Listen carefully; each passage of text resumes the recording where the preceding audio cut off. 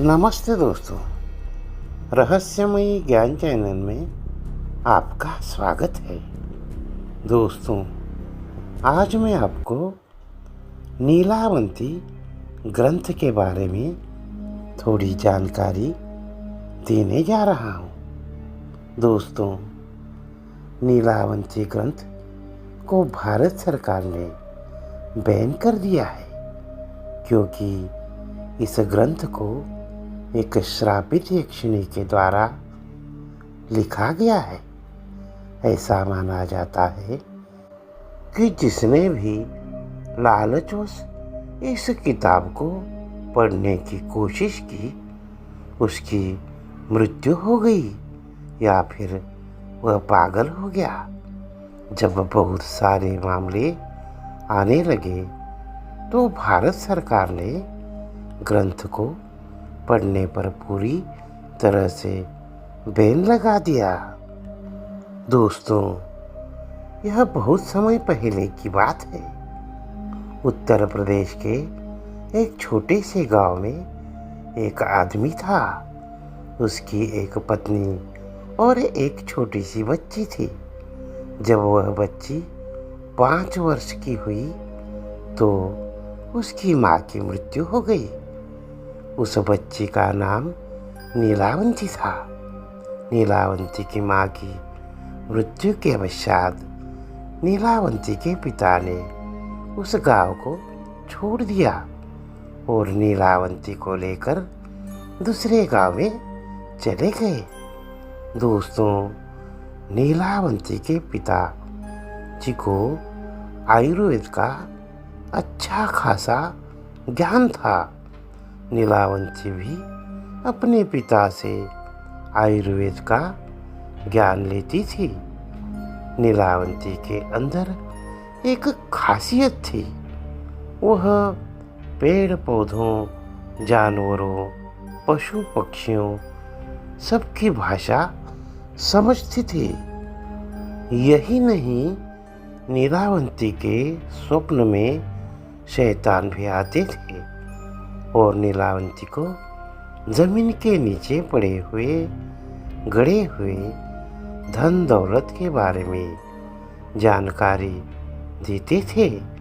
लेकिन नीलावंती के अंदर उसके पिताजी के अच्छे संस्कार थे, इसलिए वह सब कुछ जानते हुए भी धन दौलत जमीन के नीचे से खोद कर नहीं निकालती थी। नीलावंती को पेड़ पौधे और शैतान जो भी मंत्र बताते थे, वह पीपल के पत्ते से बनी किताब पर लिख लेती थी। जब नीलावंती 20 से 22 वर्ष की हो गई, तब जो भूत प्रेत नीलावंती के स्वप्न में आते थे, वो हकीकत में सामने आने लगे। कुछ समय बाद नीलावंती को पता चलता है कि वो एक श्रापित यक्षिणी है, जो कि एक श्राप की वजह से इस दुनिया से बाहर नहीं निकल पा रही है। उसे अपनी दुनिया में जाना था। यह सब बात वह अपने पिताजी को बताती है। तब उसके पिताजी उससे कहते हैं कि बेटी, यदि तू इस दुनिया की नहीं है और किसी श्राप से कारण तू इस दुनिया में फंसी हुई है, तो मैं तुझे नहीं रोकूंगा। अतः तू स्वेच्छा से यहाँ से जा सकती है। फिर नीलावंती उस गांव को छोड़कर जाने लगी कि रास्ते में उसे एक व्यापारी मिलता है। अतः नीलावंती उस व्यापारी से दूसरे गांव में जाने के लिए कहती है, क्योंकि नीलावंती को एक अच्छे आत्मा ने बताया था कि यहाँ से 35 मील की दूरी पर तुम्हें एक गांव मिलेगा और उस गांव में तुम्हें एक बरगद का पेड़ मिलेगा। वहीं से तुम्हें अपनी दुनिया में जाने का रास्ता मिलेगा। इसके अलावा तुम्हें अपने रक्त के साथ साथ पशु पक्षियों को भी बलि देनी होगी। इसी को ध्यान में रखते हुए वह नीलावंती उस व्यापारी से उस गांव में चलने के लिए कहती है। वह व्यापारी नीलावंती को देखकर मंत्रमुग्ध हो गया और कहता है कि मैं तुम्हें उस गांव में छोड़ दूंगा, लेकिन बदले में तुम्हें मुझसे शादी करनी पड़ेगी। नीलावंती ने व्यापारी के सामने मुस्कुराते हुए कहा, ठीक है, मुझे मंजूर है, लेकिन मेरी एक शर्त है कि रात के समय मैं तुम्हारे साथ नहीं रहूंगी। मैं कहाँ जाती हूँ, क्या करती हूँ, इसके बारे में तुम मुझसे कुछ नहीं पूछोगे। व्यापारी ने कहा कि ठीक है, मुझे मंजूर है।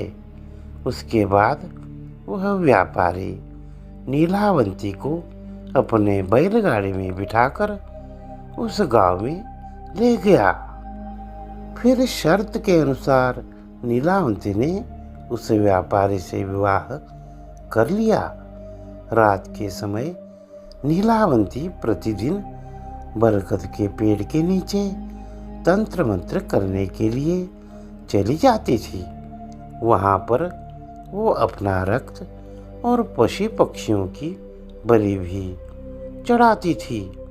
एक दिन रात के समय जब नीलावंती तंत्र मंत्र उस बरगद के पेड़ के नीचे कर रही थी, उसी समय उस गांव के कुछ लोग नीलावंती को पशु पक्षियों की बलि देते हुए देख लेते हैं और उस व्यापारी को जाकर सारी घटना की जानकारी देते हैं। जब अगली रात को नीलावंती अपने समय के अनुसार रात में तंत्र साधना के लिए निकलती है, तो उसके पीछे पीछे वह व्यापारी भी चला जाता है और नीलावंती को तंत्र साधना करते हुए देख लेता है।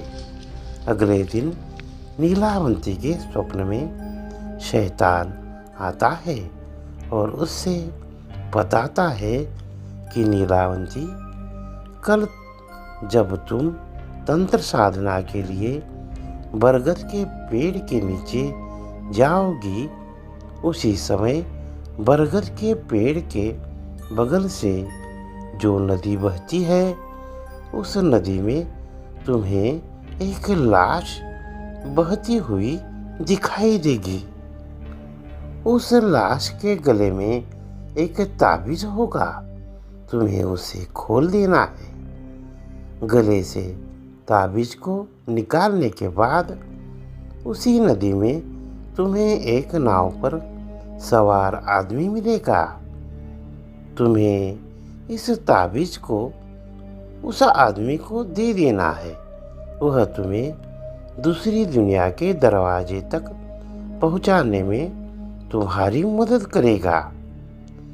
उस शैतान ने नीलावंती से यह भी कहा कि तुम्हें अपनी दुनिया में वापस लौटने का सिर्फ यही एक ही मौका मिलेगा, दोबारा मौका तुम्हें नहीं मिलेगा। अगले दिन नीलावंती बहुत खुश हुई और रात के समय बरगद के पेड़ के नीचे चली गई। वह तंत्र साधना करके अपनी रक्त की तथा पशु पक्षी की बलि दे ही रही थी कि उसे नदी के किनारे एक लाश बहती हुई दिखाई देती है। नीलावंती उस लाश के पास जाती है और उसके गले में बंधे हुए ताबीज को निकालने की कोशिश करती है। उसी समय वहाँ पर वह व्यापारी भी आ गया, जो अपने असली शैतान रूप में आ गया था। वह ताबीज की पहली गांठ खोल पाई थी, दूसरा खोलने ही वाली थी कि गांव वाले वहां आ गए और नीलावंती को नरभक्षी समझकर कहने लगे कि ये दोनों शैतान है। ये दोनों तो सभी गांव वालों को मार डालेंगे, अतः इन दोनों को मार डालो। सभी गांव वालों ने अपने अपने हथियार लेकर दोनों को दौड़ा लिया। नीलावंती तो बच गई, लेकिन गांव वालों ने उस राक्षस को मार गिराया। राक्षस होने की वजह से वह दोबारा जीवित हो उठा और नीलावंती के पास आकर बोला कि तुम मुझे ये किताब दे दो जिसमें तुमने मंत्रों को लिखा है, और मुझे कुछ नहीं चाहिए।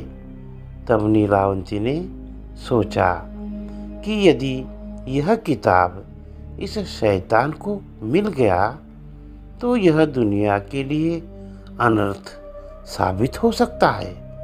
अतः नीलावंती ने उस किताब को श्रापित करते हुए कहा कि जिसने लालच में आकर इस किताब को पूरा पढ़ लिया उसकी तुरंत मृत्यु हो जाएगी, और जिसने इस किताब को आधा पढ़कर बीच में ही छोड़ दिया वह पागल हो जाएगा। यह कहकर नीलावंती उस किताब को लेकर भाग गई। उसके बाद नीलावंती का आज तक पता नहीं चला कि वह कहाँ गई। कुछ समय पश्चात वह किताब एक साधु को मिलती है। उस साधु के मन में किसी भी तरह का कोई लालच नहीं था, क्योंकि वह किताब दूसरे भाषा में लिखी गई थी। अतः उस साधु ने उसे सरलतम रूप में अनुवाद करके लिखा ताकि सबको समझ में आ जाए। दोस्तों, अगर हमारा वीडियो आपको पसंद आया हो तो प्लीज़ सब्सक्राइब करें और लाइक करें। धन्यवाद दोस्तों।